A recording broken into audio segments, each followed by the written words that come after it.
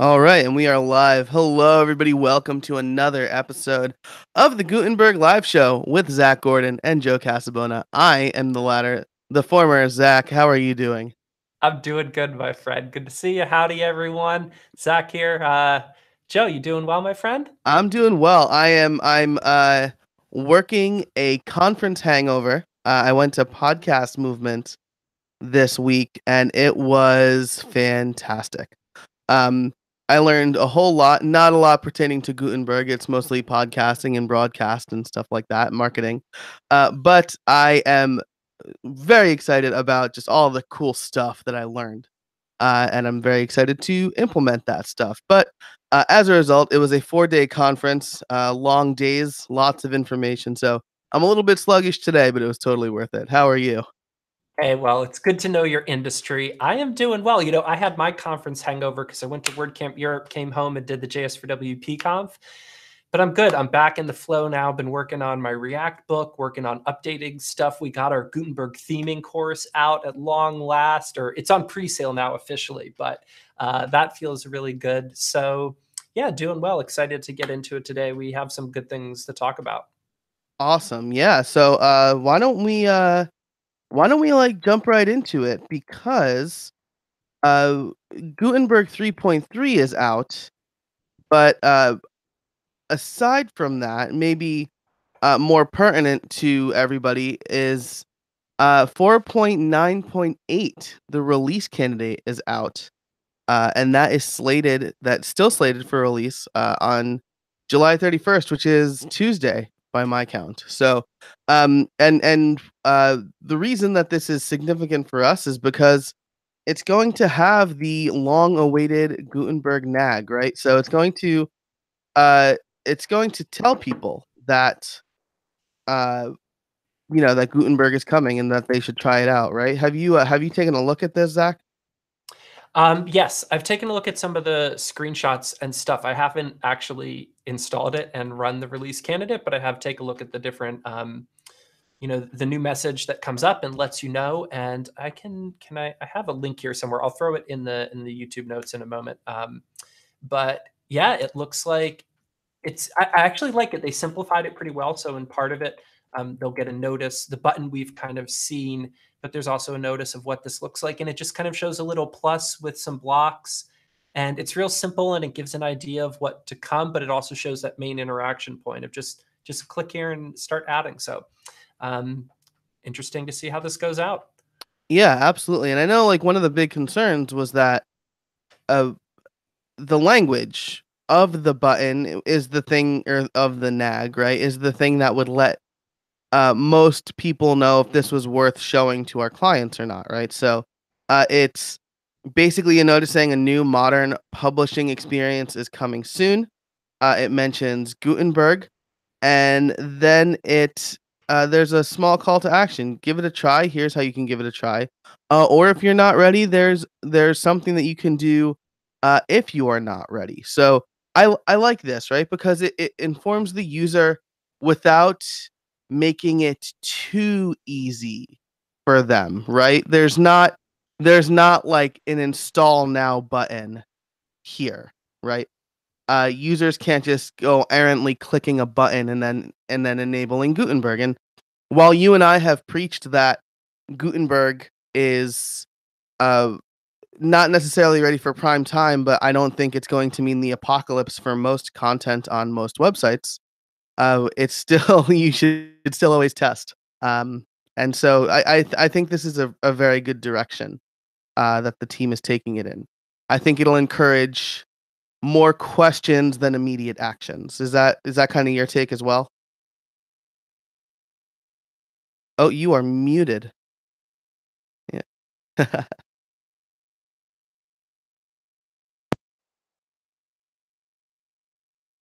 So while we wait for Zach, I'll say that it also in the track ticket that Zach alluded to, there's also uh some code that you can do to maybe add a button, add or remove a button. There's a hook for the try Gutenberg after install button, or an action that does that. So, um, they did this in kind of a very flexible way. So if you want to kind of cut it off at the pass and not display it at all, you can go ahead and do that too. So sorry, Zach, I think you're back. Can you hear me now? Yes, sir. Okay. Um, yeah, I think that this will explore some or will lead to some exploration because remember, some folks haven't seen this yet. So not everybody has a web developer that controls their site access and that sort of stuff. So it'll be interesting. But there are also some hooks with it, and you can tie into that. So definitely something you probably want to start playing with. But it is coming, and I like how it's going so far from what I've seen. There are some things about the rollout and some of the stuff that I do want to get into technically. I don't know if we want to do a kind of big picture look first, but I'll just make a note that I want to come back to. There are some issues with switching between classical editor and Gutenberg right now, back and forth. There's some open tickets on that. So let's just make sure we circle back to some of that stuff. Yeah, definitely. We can touch on that with 3.3. I do want to say, shout out to Lisa B. Snyder in the chat.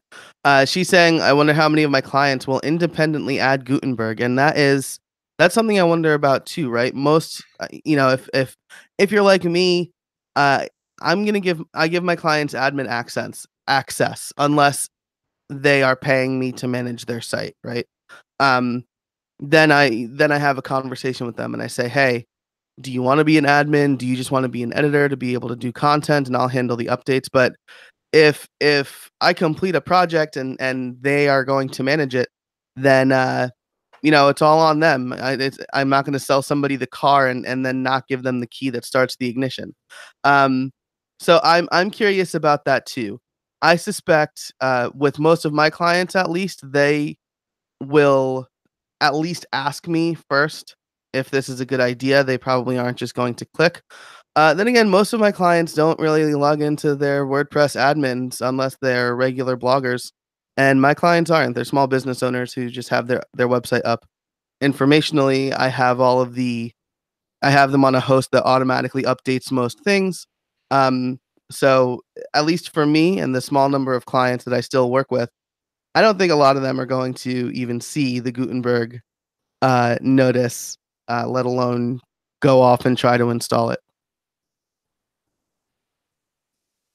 Well, we shall see. And we've got a full range of folks that we're helping here because I know for a lot of devs, they're preparing to have this stuff introduced. But right. Yeah, that whole discussion, remember, check out Ramp. There are a lot of different ways to roll out with Gutenberg, but it's probably worth installing one of these early releases and testing it out so that you can see what's coming. Yeah, absolutely. And with that, uh, 3.3 Gutenberg 3.3 is also out. So they are sticking very closely to their 2-week release cycle. So 3.3 came out on July 20th. And with that, it looks like let's see, convert to blocks option in the HTML block has been added. That's pretty neat. So if you are an HTML person, you could write up a whole big mess of HTML and then convert it to blocks automatically without having to kind of piecemeal it. And then I mean, it looks like just looking through this, I don't see any um, actually, I do see some major stuff. There's a new archives block, there's a new latest comment block to the widget category. So there's some cool new pieces of content. I know that we were supposed to see a feature freeze at the end of June, and we are now at the end of July. But it looks like um, they're following their mantra all that's been this way all along, right? Which is we're going to keep improving Gutenberg. We're not going to try to fall in line with s- these arbitrary dates that have been selected, right? Is that what you're seeing too, Zach? You see anything in like huge on the development side? There are some interesting things going on. I think we're seeing a continuing of the feature lock and now refining things. We had the styles API come out before. That was kind of a big deal for being able to switch from different styles, and the UI is evolving. So that kind of select block now has multiple layers, and like maybe when you go to switch blocks, you'll get a preview and stuff like that. So that's evolving. We also had something else in here. that was, oh, it's a little thing, but switching between like an image and a file block. So if you want to convert an image to an audio file or a video, like these kind of transition things are worth checking out because the UI is being refined, and some of the code stuff behind there, devs can learn from, because at this point, I think, at least with the course and stuff, we've covered like how to build a simple block, but there are a lot of transitions that are available, and migrations between types of blocks that are interesting to explore and could get your block more exposure and use. So that's pretty cool. Just to get into some of the other things, I had a list of some of the stuff here.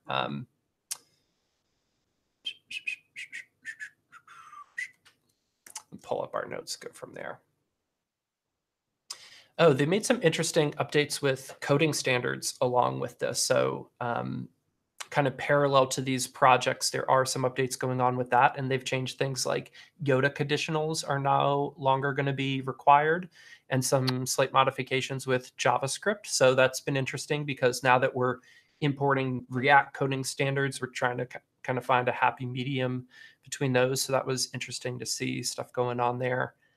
That's really interesting. Can we actually parse that out for a second? Because I know that Yep. uh, there is the WordPress coding standard for PHP, but what you just said suggests that we might have two different coding standards, or maybe the PHP coding standard is going to change to fall in line with React. Is that more accurate? Well, there are officially like HTML, CSS, JavaScript, and PHP coding standards for WordPress that are all Mhm. kind of independent. And so the JavaScript ones are the only ones that I know of that are being updated at the moment. Gotcha. Okay, so there is pre-existing JavaScript coding standards separate. Uh, JavaScript separate from PHP, Yep. but the JavaScript coding standards are now going to fall in line with React's coding standards. Not completely, but there are a few changes. I threw a link in the show Gotcha. notes there. You could check them out. They're Cool. mostly minor. It's still very much a WordPressy. There's still spaces and other things, but there's a little bit more going on. So that's pretty cool. Nice. Very nice. Cool. Well, Here's that's another very one good I'll to throw know. real quick. Yeah.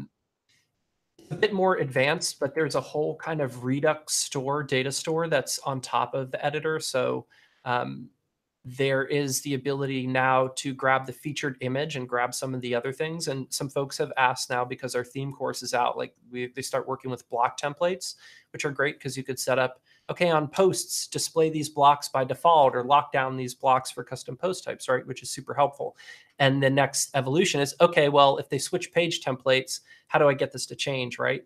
And that is actually not going to be handled in the PHP setup. It's handled in the Redux store on the front end, and swapping it out is a bit more complex. So we were talking about this in the JS4WP Slack with some folks, and sharing some resources for how to do that. But along the same lines, that whole API of what you could get access to in the state is evolving. So they also just made it easier to grab the featured image for a post and work with the featured image component. So that's kind of cool. I'll throw that up in there. Just little things that are being evolved and kind of patched in to make whole. Nice. Very nice. So if people want to stay on top of let's say the best practices in Gutenberg development generally, which would be React development, is there a good resource for that, or is just like the normal WordPress development resources, are they updated, quickly enough?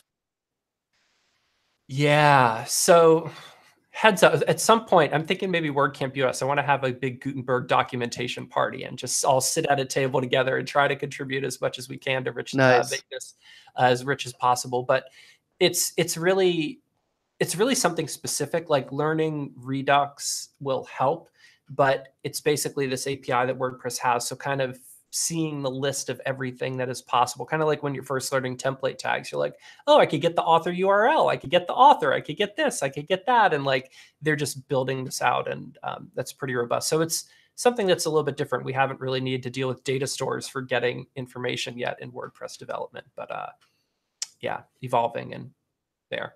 Yeah, that's really interesting. So, this is actually, I think, a pretty good time to take a break and mention our sponsor for the Wait, Gutenberg live show, which is Give. hey, You can Gib! Hey, Give. You can check Give out at givewp.com/Gutenberg.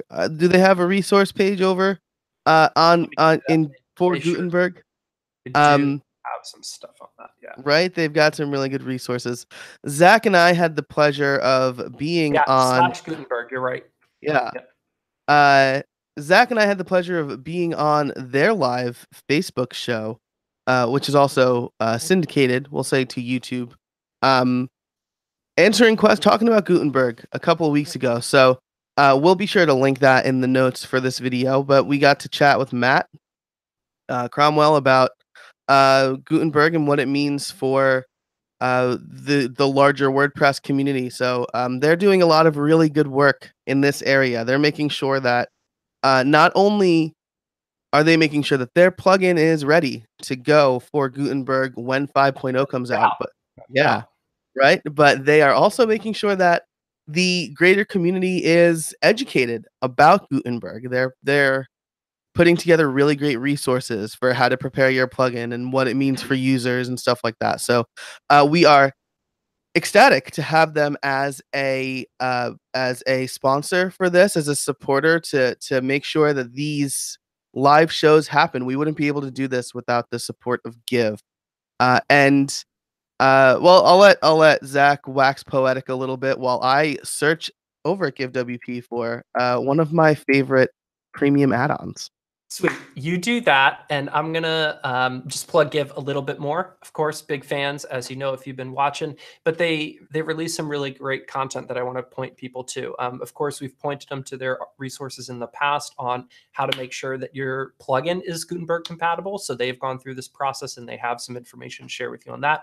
But they just did an interview not only with Joe and I, but with Matt Mullenweg, and Gutenberg comes up there. So like Joe said, they're doing a lot to make sure that resources are getting out to the community. So please check out that link I just threw in the notes, and listen to the talk with Matt talking about things. And yeah, a lot of good stuff going over there on a Give. And Joe, you ready for hit them with the Give +1? Once you're in the Yeah, family, once you're in the that's house, you know where you want to head next. yeah, absolutely. So let me say that walking into the house is free. It's an open door.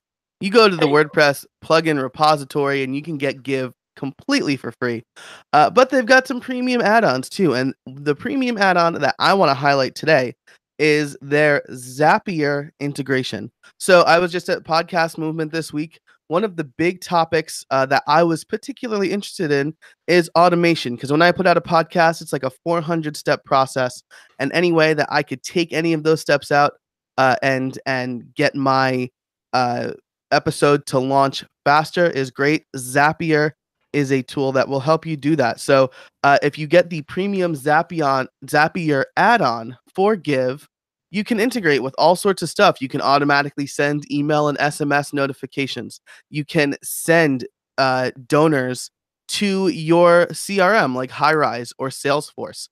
You can create invoices in your accounting software like Xero or QuickBooks, and so much more. So if you are not about doing things manually, grab Give and then grab their Zapier add-on, and it will just connect a whole bunch of things for you so that you're not spending time doing things like, oh, I just got a donation, let me text whoever I need to text, or oh, I just got a donation, let me put this person in our CRM so I can follow up with them in 6 months to see if they'd like to donate again. Zapier will handle all of that for you. Yep. I don't know about you, Joe, but Zapier is the glue behind most of my automation stuff. When I sign up for a payment gateway now, or even a contact form or whatever it is, it's got to have Zapier in the back end, because that's what makes all that work happen for you. So yeah, good one for Give. Thanks, Give, again for making this possible and doing so much on your own as well. Yes, absolutely. With that, we were getting into some pretty developery things, Zach, and Yeah, I have one more developery one that I yeah. think will cross us back over into user a little bit, so we could basketball this a bit. But there was a note that I was kind of surprised by, which I'm not sure is completely true, but it looks like they are taking out text columns from the inserter for this release candidate. So if you followed this before, there's a text column which basically just gives you like 3, 2, however many rows, and you just put text in there. and now they've added the columns in beta, which the text columns wasn't in beta, which is interesting. It was just one of the default blocks. It was the earliest implementation of columns. It was really simple. And it looks like, I don't know, they're removing that and now they're putting in, well, they still have in the other columns.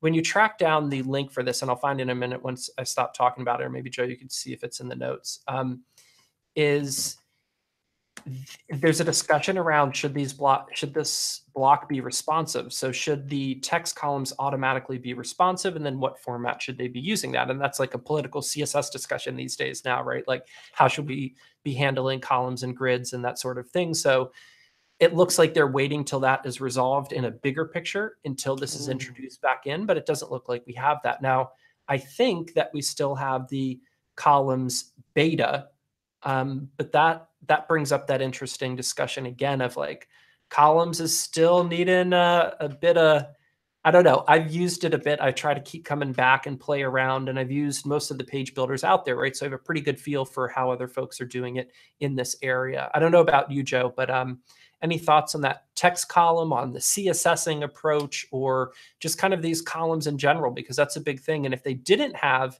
this beta columns in the original rollout, I wonder what that would mean one way or the other. Yeah, that's really interesting, right? So, I think one of the most powerful features of Gutenberg potentially is the columns block. Text columns were not too powerful, right? It was just a text area basically, and you could put plain text in there or HTML formatted text. Um, but should it be responsive, right? Currently, the WordPress editor doesn't make any decisions for you. It's all up to your theme to handle that. So there is a big philosophical question. I personally think that if they're going to add in the support for columns using whatever it is they're using, they were using CSS Grid, but they moved to Flexbox, I think, right? Which perhaps makes some sort of more sense in this context. The team believes, um, but I think if they're going to have those columns, then they should have at least the minimum amount of CSS to make them responsive, right? Especially if you take a mobile first approach, they're going to start there anyway. They're going to start not as columns. And if you expand out, then they'll become columns. So I think if they're following the not the prescribed, but what a lot of front end developers believe, which is take a mobile first approach, design for the smallest screen, and then as you expand out, make adjustments, they should be responsive. And that's what I believe as well. So I just threw, this is great, man. We're getting some discussion in the chat here, folks. Yeah. Yeah. Not only talk it up here, but I just threw in the link to the open discussion on columns block beta add support for responsive columns. So you could go there, read the whole discussion. It started April 6th and was last updated even just in the last like week. 7 days ago. So check that out. Educate yourself. Like we all have opinions, but here, go read what all the devs are saying. And then if you have a vote on this, you don't need to necessarily add a comment, but go add thumbs up or support through it. We don't want to fill this with necessarily a noise of like, make it responsive, make it responsive. Try to understand the technicalities of what they're trying to do in the full picture, but we have a chance to get involved, right? This is literally happening now. So go check it out and follow this. That link should be in there to the columns block beta add support for responsive columns. And yeah, like nobody is arguing that we shouldn't have responsive columns, by the way. It's not like Right. that's really the discussion. And we're still in the refining period. Like I know we're getting close to that release, but it's not yet. Although I don't know, what is it? What does that mean, Joe? Is that just one more release before it starts getting tested? And this still doesn't mean 5.0 and it's official, but that means that people will have it on their site now. You don't go back from that, do you? Right. I mean, I think that's the case, right? And I think that's why the team isn't just adhering to arbitrary release dates, right? Because they're going to roll this out on .com. They're going to roll it out to VIP folks. They're going to roll it out to power users when it's ready, when they feel it's ready for prime time. Because no matter what you think about maybe the open source side of things, a lot of contributors work at Automatic, WordPress.com pays the bills for the folks at Automatic, and um, essentially, I'm not going to say the success of .com and the success of .org are super closely related, but they're not going to roll out something crappy on .com uh, and then just kind of hope for the best, right? They're going to make sure it works the way uh, that will serve a large part of their user base. So um, I think, yeah, I think that this needs to be resolved. I think they know it needs to be resolved before we see that feature freeze and they roll it out for wider testing, because you're right, Zach. Once it's rolled out, there's no going back. Um, users won't regular users probably won't know how to go back. So they'll just say, well, I have to learn this now. So this is interesting, and maybe now we could segue back into that discussion of I was trying to find the open ticket. Maybe you could look while I am. Yeah. Maybe it was referenced in the Slack conversation this week, but basically, yeah, that's where it was. It was in the core editor Slack, and they in their weekly discussion, and there's apparently a little bit of a bug between if you enable Gutenberg and then you go back to the classic editor, right? You have all these HTML comments in your code. And if you've ever tried to hack HTML in the text editor and then switched over to visual, then switched back to text, right? Or God forbid you had some JavaScript embedded in there, that stuff is out of there and Yeah.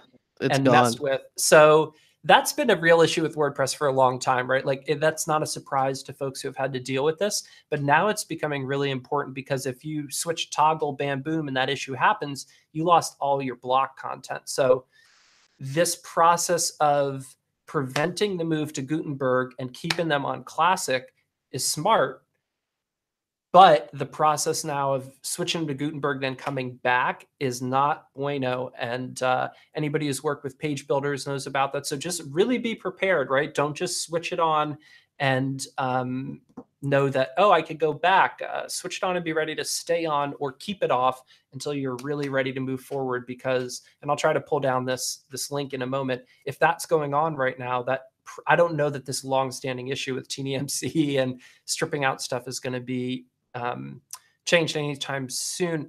The small thing is I think one of the technical bugs is TNMC needs like HTML tags to wrap everything. So when you get throwing stuff in there that isn't pure HTML tags, that's where some of the problem happens. Script tags, JavaScript or comments, etc.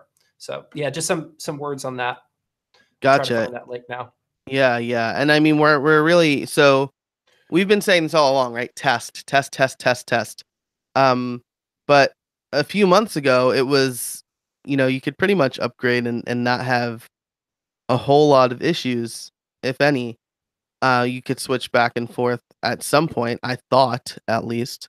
Um, but we're at an inflection point now, right? Where Gutenberg has gotten to the point where um features are being added aggressively. There's a lot of polish happening, and that polish, for I'm going to say for better, not for worse, that polish is bringing out some big bugs, and we need to see those big bugs before it hits core. Um so Lisa in the chat says, so um we should consider Gutenberg to be a one-way switch.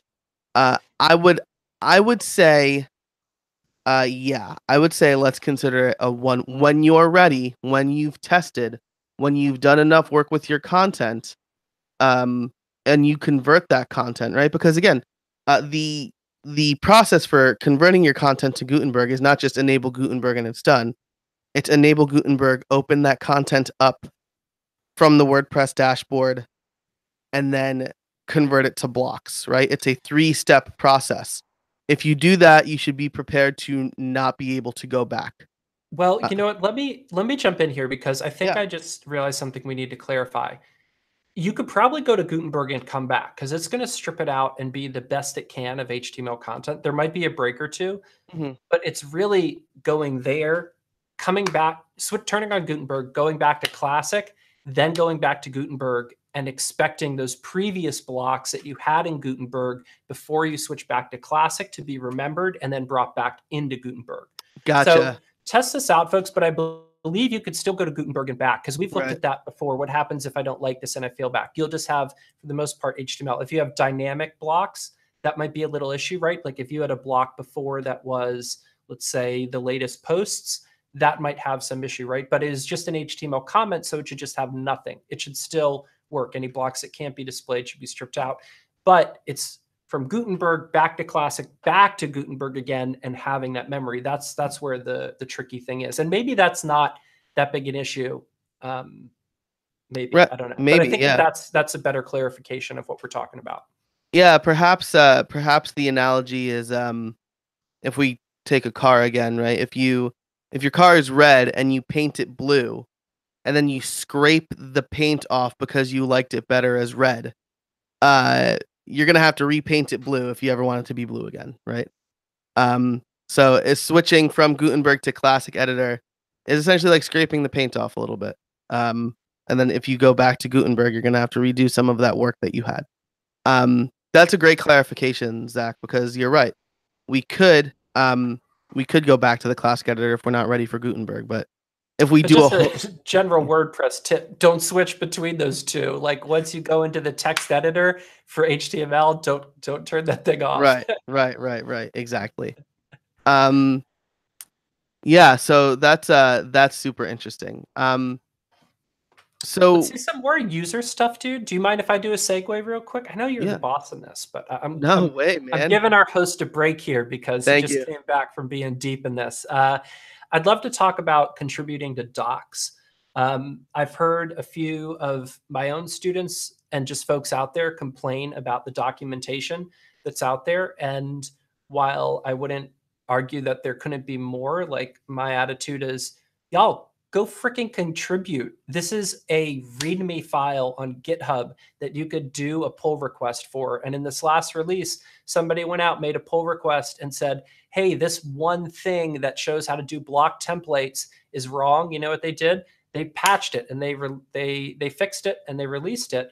And this is a way that you could help contribute. So students of mine who are in, or students of both of ours, students are in Joe's course, the user ones, students are in my development course, and students who are now in the theming course, which covers both of our content together, go contribute. Take a half an hour, take an afternoon, and go look at this stuff on GitHub. And any place that you see something that you've learned that isn't there yet, write up a little code block, write up some text, and go do this. I can guarantee they won't dislike you for it, and it's only going to make things better.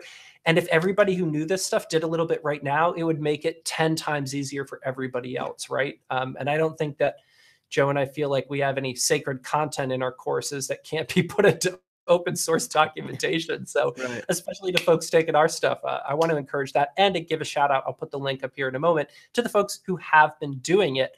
And they also actually improve the build process for generating the docs in the process. So makes it even easier for the next folks. So very cool, and a shout out on documentation there. Y'all please contribute back, those of you who have learned this stuff. Yeah, absolutely. This is one of the few big software projects, right, where we can say, where we don't just have to complain on Twitter and then hope the powers that be hear us, right? We can go and contribute, and our voices will be heard, and our changes, assuming we get enough support within the rest of the community, will be accepted. So, and we can make those changes ourselves. So, definitely contribute. Echo everything that Zach just said. Um, and speaking of contributing, getting involved, um, having voices be heard. We've got some questions this week. I'm super excited. There were a few Yay! weeks where we didn't have any questions, and so we just kind of ended the show early, or you guys had to listen to us talk more about stuff. But we do have a few questions this week, and so um, I want to start with. I'm gonna go from maybe the most recent question that came in, because it's well, for me at least, I think it's a really good one to tackle, and I don't think it'll take too long. So, Karen in the chat asks, "What are your thoughts on the table block?" My head spun when I saw that. I thought they were no-nos. I'm confused. Feels kind of naughty. I'll tell you what, front end development in general just kind of feels naughty at times. Um, but no, so that's a very good question, right? Because there was a big time where like tables are bad, right? Because people were using tables for layout. And then like CSS happened and we were able to float divs, and that's the right way to do layout, and tables are bad. But like most things, we took it too far. Tables should be used for tabular data. So if you are laying out, a chart, and you want to capture that, maybe you have a spreadsheet of information and you want to move that to an HTML friendly thing. Tables, that's exactly what tables are for, right? That's why they are still around um today, right? That's why they haven't been like completely eliminated from the HTML and vernacular. Um so those web developers of us who started early enough, late 90s, or even I was early 2000s, we remember doing table layouts, but there was a big movement to stop doing that because CSS matured. So now tables should be used for tabular data. So I'm actually happy. Um, I'm happy that the table block is there because it makes adding tables when you need to a lot easier, right? So an example is on creatorcourses.com. I have a licensing table. You can license my course. If you buy a certain number of licenses, you get a discount. Table is perfect for that. I'm not going to jump through the hoops of like floating a column or using CSS grid for what clearly should be tabular data. So um, that was the long answer. The short answer is tables are still okay if you use them for tables, right? Yep, I used them for making a conference recently. Yep. Yep, schedule of data makes total sense. And yeah, as Joe recommended, use them instead of the column block for laying out your entire Gutenberg layout. Just throw a table up there. We're going to bring it back. Tables for layout, hashtag. Right. No, You don't heard it do here first. that. Gutenberg switching to tables. I've wanted to create a Gutenberg Myths account for a long time, but I'm a little afraid our ecosystem's a little too fragile for that. So Yeah, that'll that'll be a spread good like one now. wildfire. That's funny. Uh, and another another question from the chat. Lisa asked, or said, this wasn't a question, but I think it's a good thing to call attention to. I'm challenged currently with how to handle sites I'm currently building that will likely be launched before 5.0 comes out, just before 5.0 comes out. Really, really great thought, right? It's something that's on a lot of people's minds. Um, I'm working on something now. It's probably going to switch to Gutenberg shortly after launch, right? And I did a webinar for iThemes kind of about this, and this is going to be addressed when the update to my Gutenberg user course comes out. How do we handle that? And in general, I think that if you're currently working on a project, it would behoove you to test and prepare a little bit for Gutenberg. Um, have a conversation with your client and say, look, this major change is happening soon. And I think you should be prepared for it so that you're not left in the lurch. And your site, your content creation will be a lot better because of it. If you are relying heavily on the WordPress editor, right? If you're using a page builder, well, even if you're using a page builder, like people aren't writing blog posts with the page builder. Not Well, generally. yeah, not generally. I would not recommend that. I won't say never do it, but I'd be hard pressed to be convinced to do it. Um, so uh, if you're working on projects now, if you're quoting projects now, I'll say this: if you're quoting projects, quote to prepare for Gutenberg. Um, just build that into the price of the project and explain, hey, you're going to get this new enhancement. It's not going to cost you more money later to have to kind of reverse engineer and make it work. For the stuff that you're working on now, though, that's an active development. Have that conversation with your client. Say, hey, um, this is adding a little bit of scope, but if we do it now, it'll save you in 6 months, where we won't have to do a major redesign, or even a year. We won't have to do like a major change to make sure that your site works with 5.0. Yep, I think that's smart. I don't have much to add there, my friend. I think you've been focusing a bit more on that end. Excellent. Well, then let's get to some questions that we can both answer. What we can both contribute different thoughts to, right? Um, The first question came in from Aiden. Aiden asked, "Are there easy and advanced modes for novice and expert users? Clients always have a way of messing things up, attempting advanced tasks." So, um, just to I'll answer the question, and then I'll get on my soapbox for a minute, and then I'll pass it over to Zach. Um, yes, you can create block templates that essentially lock down a Gutenberg powered page to just certain blocks that you want to use or certain blocks in a specific order. You can do that too. So if it's always going to be like image and then text and then whatever, you can lock it down to that so your clients can't even move the blocks around. Um, I'll let Zach get a little bit more technical about how that works. But I will say, I tweeted this the other day serendipitously. Um, the mindset, I think having the mindset that clients always mess things up has been a detriment to I think the development community and a disservice to clients. I don't want to lecture anybody, but I think that a lot of consternation around the like the big 5.0 Gutenberg upgrade has been oh great, my clients are going to be able to do more stuff to break the site. Um, if your clients are always breaking the site, or if you feel like clients always mess things up, educate your clients a little better. Or maybe it's something that is not in the client's control. Maybe just whatever is there doesn't make sense.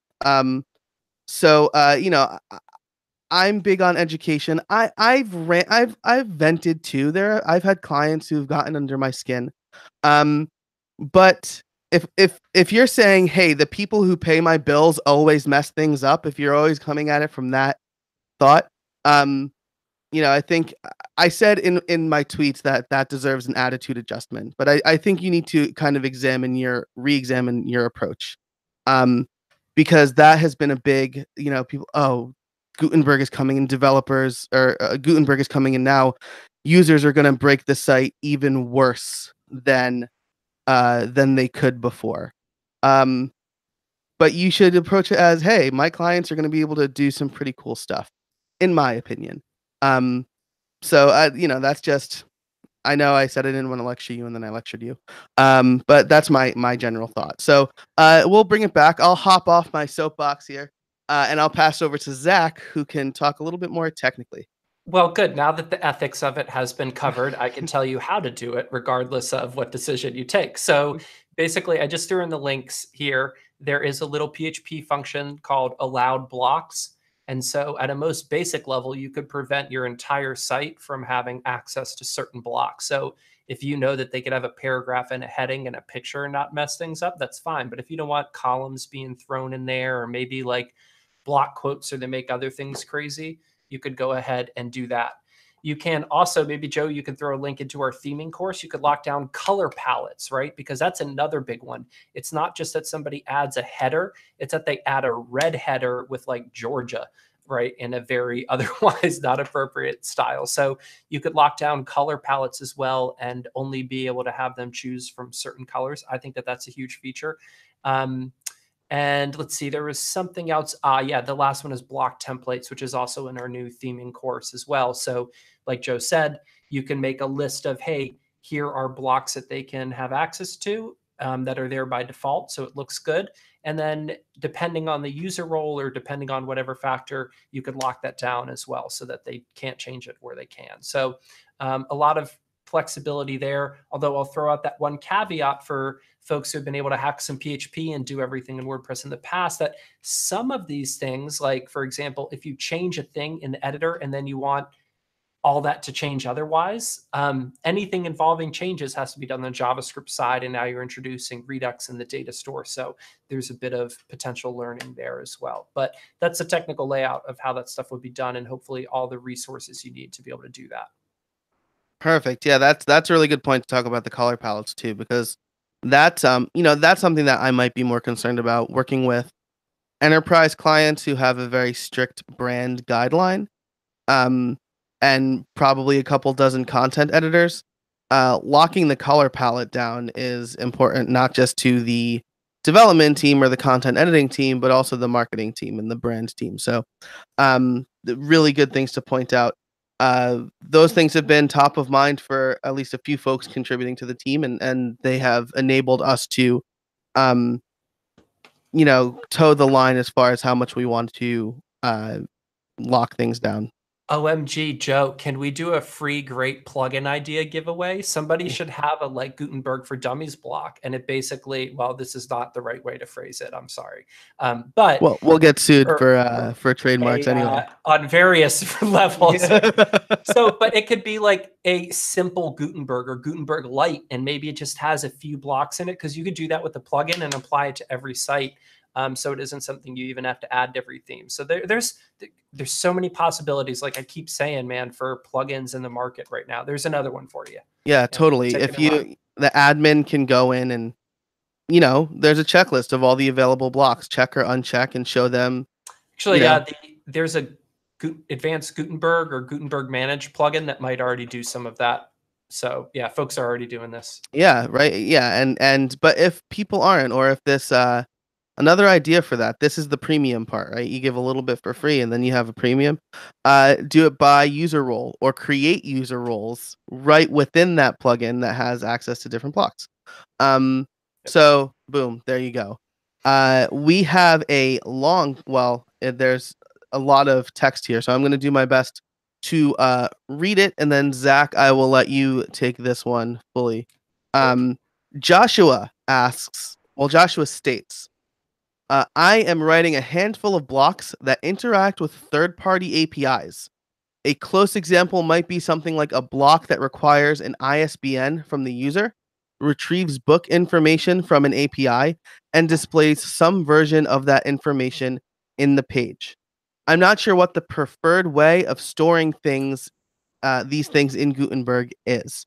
In my mind, I have two options: either store the ISBN, output it in the page as a data attribute, and then use JavaScript to make the API call, and then I can assemble the required HTML, or I make the API call directly in the editor and store the generated HTML. Any insights into the smarter bet? Thanks. So first of all, Joshua, I'm really glad you asked this. Interacting or integrating API requests into Gutenberg blocks or into any JavaScript application is an important thing to consider. And for anybody doing this stuff, right, you're going to know exactly the situation he's talking about. So for folks who don't know, basically, if you have an API of data, do we want to store all that data in WordPress? Do we only want to store a reference to it? And then if we store a reference, at what point do we make an API call and get that? Is it after it's loaded on the front end? So let me run down a few possibilities and you could kind of decide what's best, because I don't think that there's necessarily a hardcore standard, although I would imagine the recommended way is take that IBN, let's call it the ISBN number, right? Take that ID reference and it can be a block, and it could be a block that saves metadata, so, or a meta box. So you could have a meta box record of that ISBN.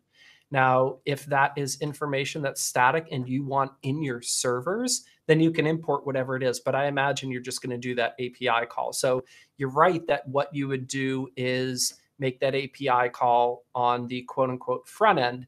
But there are two ways to do this. You could do it as you're suggesting, which is put a data attribute in and make that on the front end, or you could do it at the PHP level, and then it's getting sent out with the page, because there are dynamic blocks that before they are loaded onto the page in the the content, how it's saved is just a comment with a reference to that ID.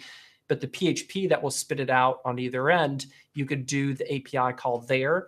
Then that would be potentially one benefit, is it would save you the time load for it to pull in on the JavaScript side. But those are your different options, right? I'd 100% get it. I'd save it as a meta block somehow, or metadata. You could also have it in the sidebar. It doesn't have to be in a block.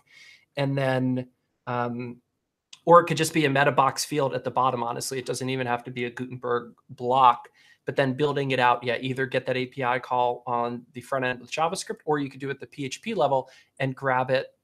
Or WordPress has an HTTP request library, so you could do that before it even gets served. And then you just have to weigh the the pros and cons of, do you want to generate it from the server side and to wait for that call there, or do you want to do it once it's in the client? And I think that those, you're probably smart thinking. And I don't know if this is helpful at all, but those are my thoughts on the approaches, pros and cons.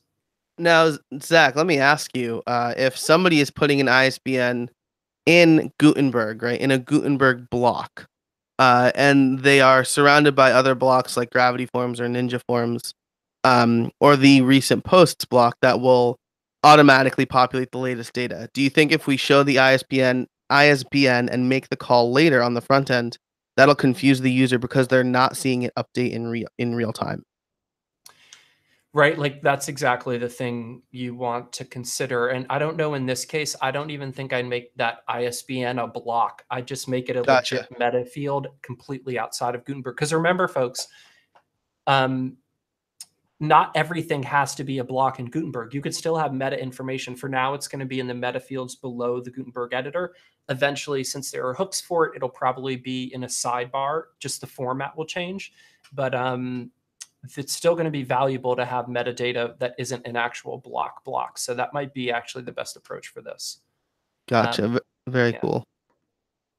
Cool. Well, we got, it looks like, one more question, or one more comment, really. And what is the value of using atomic blocks versus the native blocks? So this is a shout out to our buddy Mike McAllister, I believe, with Yeah. the atomic blocks theme and then his blocks. I think it's going to be like anything else, right? First of all, atomic blocks, the theme adds CSS support. So Oh, Cliff, are you regardless, on? I think she's referring to, there's a plugin set, but there's also a theme. gotcha. Okay, so oh yeah, I've always installed it from his website where it was like a package deal, Because right? it's So now in the yep. So yeah. let me clarify. I'll throw Right. this out there, and maybe I could actually talk about this a bit because I've used both of them a bit. Some of his blocks, when it first started, he had a spacer block and WordPress didn't. So I don't know that you need to use the atomic block spacer block, because now WordPress has one. They're basically the same thing. You can make that choice. But one example is WordPress has a post grid block built in, and I'm using atomic blocks over on Office Yoga TV. So I have a little bit experience playing around with one versus the other. And what I really like about his version is that it's just styled a little bit better. It fit my suits or my needs. You know, any plugin developer that builds a block that's a kind of an improvement on something in core will hopefully have some enhancements. So you could decide whether you use that or not. But then, as Joe pointed out, he's really also building a theme. So from the builder's perspective, to have a cool theme, and then any plugins or any blocks you have with that theme are going to be released as a plugin.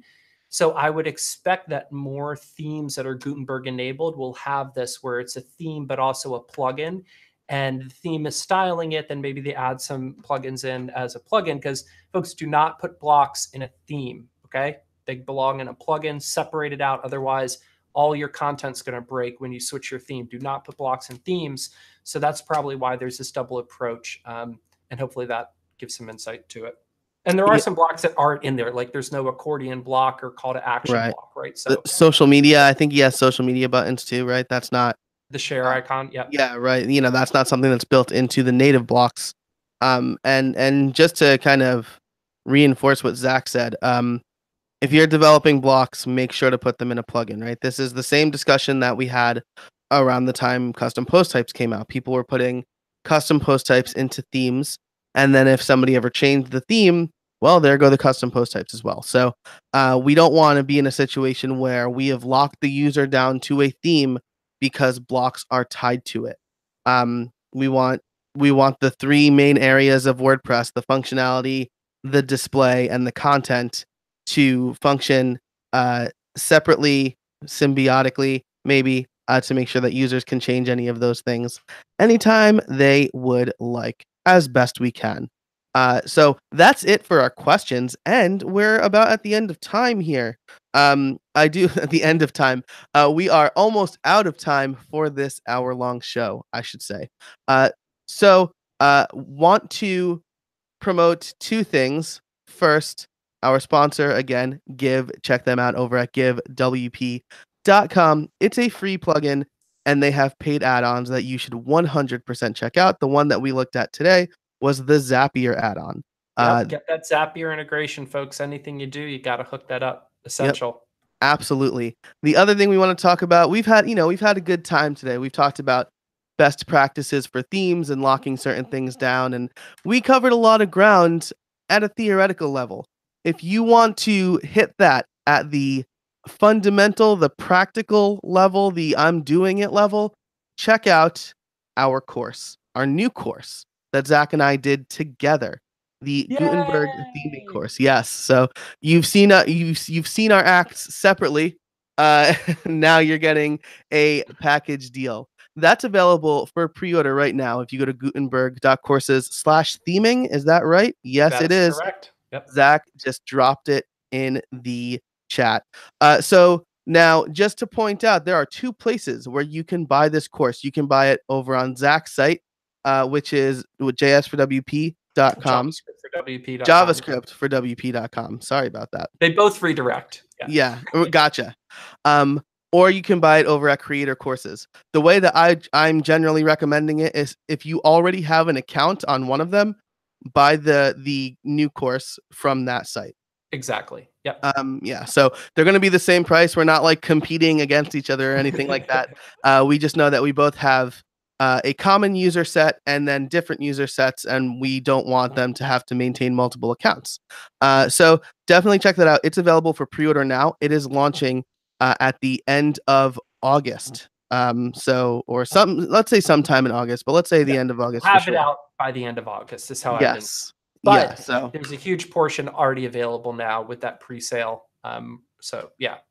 yeah, see, check that out. So you can get a little sneak peek behind the scenes right now before the official launch if you buy it today. If you pre-order it, that's also the best price you'll be able to get it at. So um, there you go.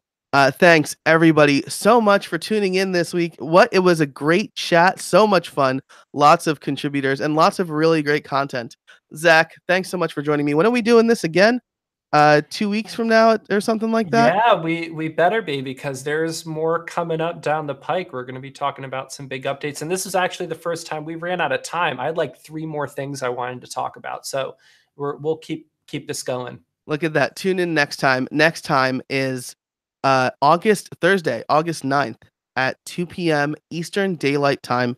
If you go over to gutenberg.courses/ask us, you can ask questions over there, but you can also sign up and you'll get a reminder 7 days, 3 days before, and then the day of. So you won't miss it. Thanks so much, everybody. Until next time, uh, get out there and build something, I guess. Get out there and deeply build something cool. Later. See y'all.